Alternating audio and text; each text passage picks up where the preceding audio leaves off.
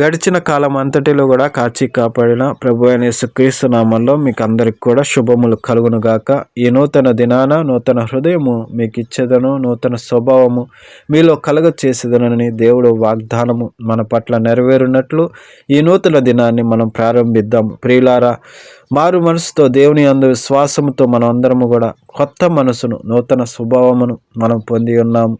కానీ లోక సంబంధమైనటువంటి ఆలోచనలు, తలంపులు, శరీరేచ్ఛలు, భోగేచ్ఛలు, జీవపు డంబాలు మనలో ఇంకనూ నిలిచి ఉన్నచో దానిని ఈ నూతన దినాన మనందరం కూడా తీసివేసుకున్నటకు ఒక తీర్మానం చేసుకుందాము.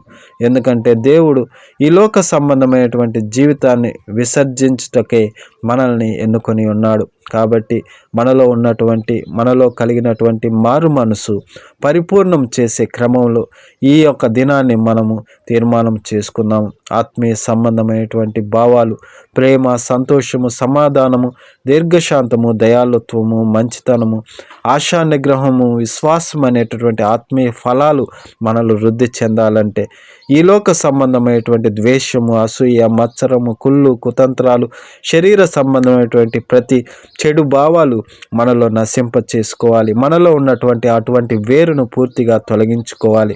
కావున ప్రియులారా, మనమందరం కూడా ఈ దినాన అటువంటి పాత రోత జీవితాన్ని మనందరము కూడా తొలగించుకునే తీర్మానం చేసుకొని దేవుడు అనుగ్రహించినటువంటి నూతన స్వభావాన్ని వృద్ధి చేసుకునే క్రమంలో ఈ దినాన్ని ప్రారంభిద్దాం. దేవుడు మనందరికి కూడా తోడై ఉండును గాక. ఆమేన్.